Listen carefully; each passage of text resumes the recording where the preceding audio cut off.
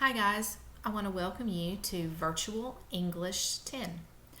I'm going to be your virtual English teacher this semester, and I wanted to tell you a few things about myself.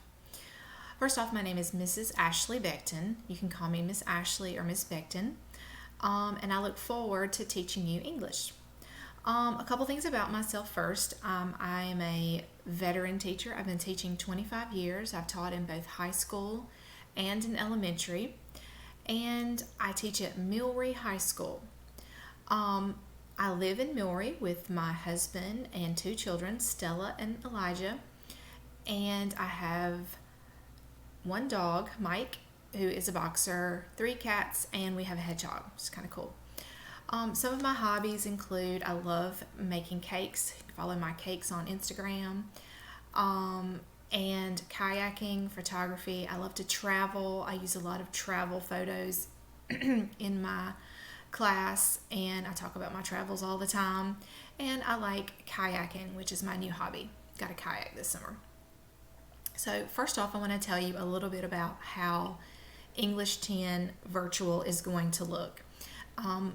When I was asked to do a virtual class, I was kind of hesitant because I wanted to present English 10 in a way that was neither harder nor easier than the English 10 that my students that have in-person learning are getting.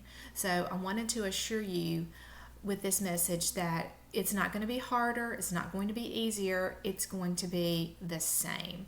So if you were thinking this was going to be a little bit of a break or you were going to have an easy way, not so much. But it's going to be fun and you're going to learn a lot of really cool things this year. First up, I want to tell you a little bit about attendance. If you haven't read your virtual student policy, you need to make sure that you read through that thoroughly. It needs to be signed and returned to Miss Betty, but the virtual policy gives you a lot of your guidelines for doing this, and I want to hit a few of the high points. First off, attendance is required. Whereas in the spring, you might could have gotten away with only doing the work maybe once a week or just doing it all at the end. You are actually required to spend a certain amount of time daily doing the material, and it's all going to be on Schoology, which is our new platform. It works a lot like Google Classroom. It's not Google Classroom, and I'm kind of fretting on that over that a little bit, but it is actually going to be, I think, easier for you. All of your work will be there. If there are outside links that you need to go to, they will be in the Schoology platform. Works a little bit like Facebook in that you'll see posts and you can scroll down to see old posts, and that's similar to Google Classroom. All of the materials that you need for this class will be online. Of course, you might want pen and paper to jot down notes. That's always something that I encourage my in-person students to do, and I will encourage you to do the same. However, you won't need a book. You just will need your computer. Now, if you have a home device, like your own personal laptop, in the policy that the county put out, you are welcome to use that. However, you need to make sure that your device is compatible with the program. You have to be using a Chrome browser, and you need to make sure that you're using your school Gaggle account, because that's how you're going to turn in files, and you're going to make sure that you have to be familiar with using that Google Drive. So if you're not using a school Chromebook, you need to make sure that your device is compatible. You can't just use a phone. This is not going to be one of those situations where you can get away with just typing things on your phone. You're going to have to use either a school device or a personal computer device. Secondly, I wanted to tell you a little bit about pacing.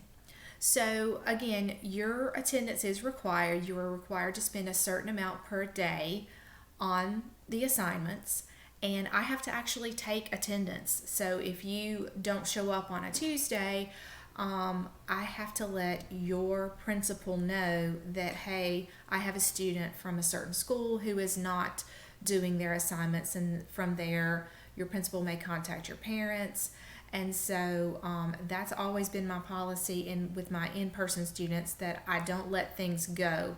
Your parents are going to be informed if you aren't holding up your end of the deal. And your end of the deal is to participate daily.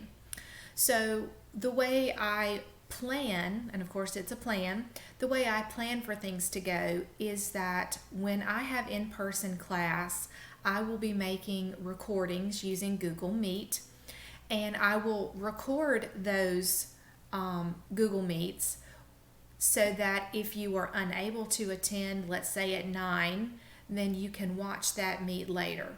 If you are attending the meet, just so that I can know that you are there, I might require that you make a comment, or if you've ever done one of the Google Meets or the Zoom meetings before, you know that there is a place for you to write comments on the side. And so your participation is going to be a requirement. If you happen to have something going on, let's say you had a dentist appointment and you weren't able to attend the Zoom meeting or the Google Meet at the regular class time, it will be recorded for you. However, you will have to make a comment somewhere, and we'll talk about where that will be later, to show that you watched the meet. It's going to be very critical that you watch those daily class meetings. I know you're thinking, hey, that's why I signed up for virtual. I don't want to have to do class meetings. Well, many times we go over specifics in the content so that you will understand things.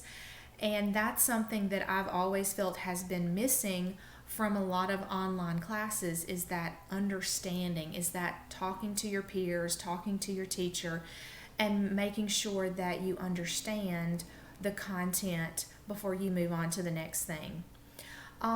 The way my class is set up, usually if we can kind of stay on a schedule, and with this year, who knows, but if we can kind of stay on a schedule, English 10 is usually built of about 3 components. The first being, we have weekly selections. And when I say selections, those are usually stories. Some of them are fiction, some of them are nonfiction, sometimes it's poetry.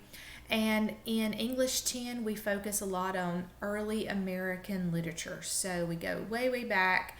And usually it's things that you're not real familiar with, and the way that the language was structured, let's say in the 16 and 1700s, is not the way that we talk today. So that's why when we go over these texts in class, I like to spend a lot of time explaining the differences in the language and what it is the person that's the author is trying to get across. So those will be selections. We usually do 1 per week. Along with the weekly selections, I usually have a vocabulary list. I'm a big proponent of vocabulary instruction for student. It will definitely help you in all areas if you improve your vocabulary.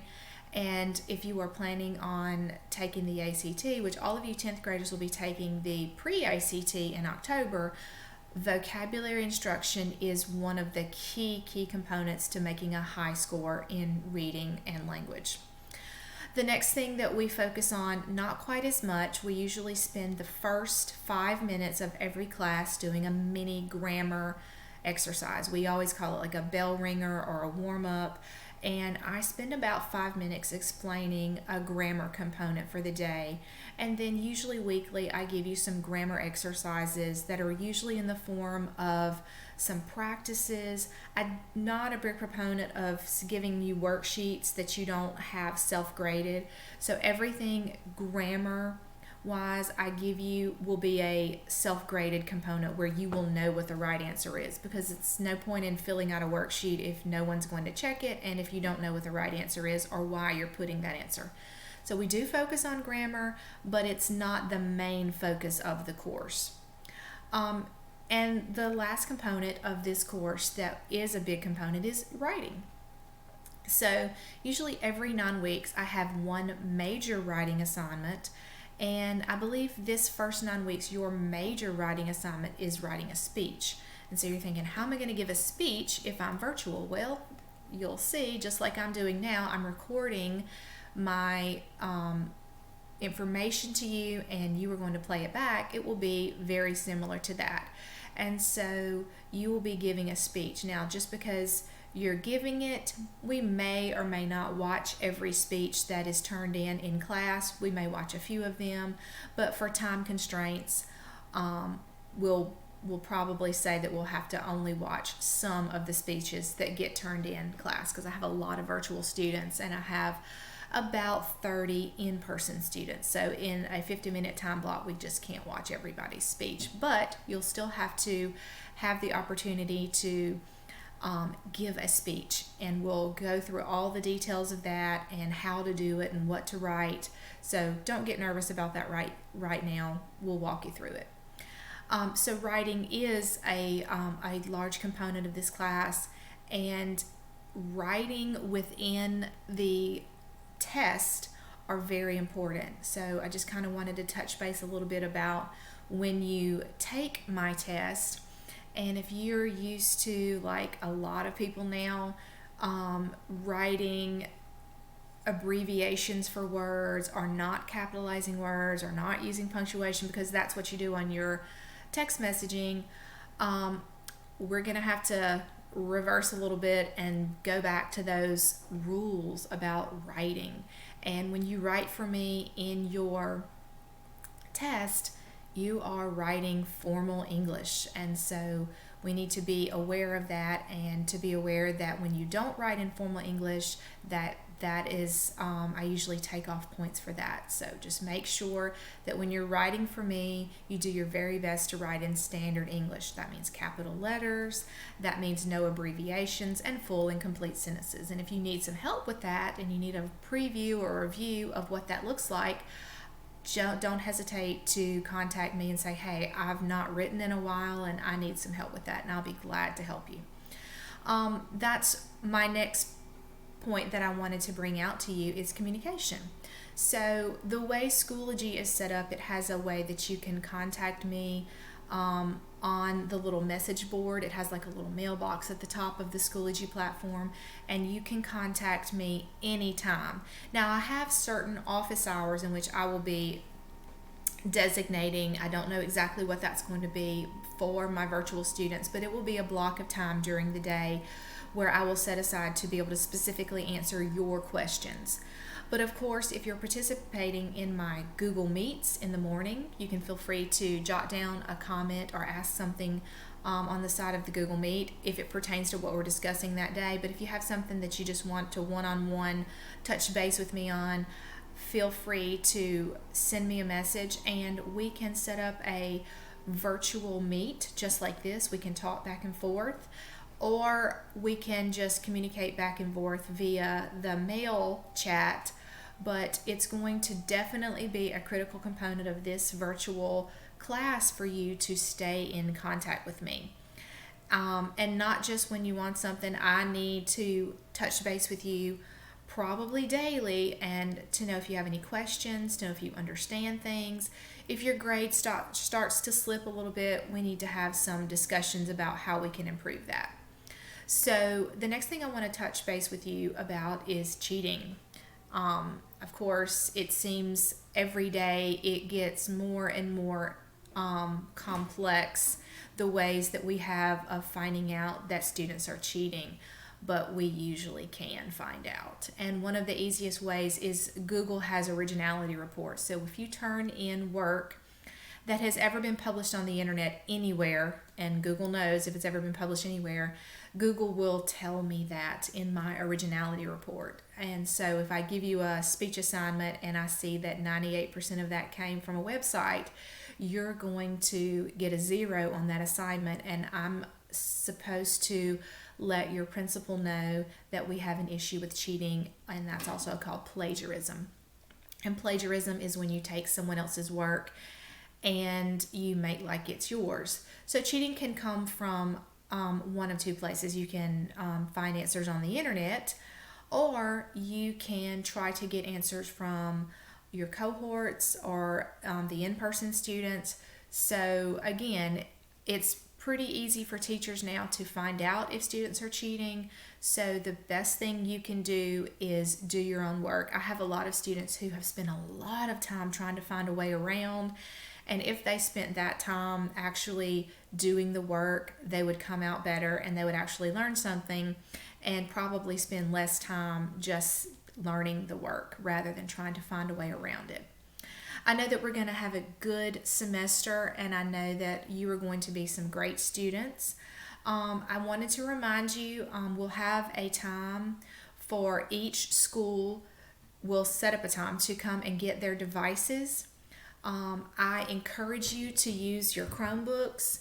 If you have another device and you have an issue with it, Washington County is not going to work on your home computer. They're not going to try to fix viruses that you may have or address Wi-Fi issues with a computer that doesn't belong to the school. So I strongly encourage you to use your school's Chromebooks. It just makes things so much easier because the Chromebook was intended for your use and the Schoology platform was intended to be used with those devices as well. So again, if you have one, you can use it, but that's going to be sort of at your own risk because we won't be able to address those kind of issues if they're on your personal device. Make sure that you have in your home or in a home that you can easily access Wi-Fi. Again, not having Wi-Fi during this virtual time is not going to be a reason for not finishing your work. I'm going to make accommodations if someone has an emergency or something like that, or if someone gets sick.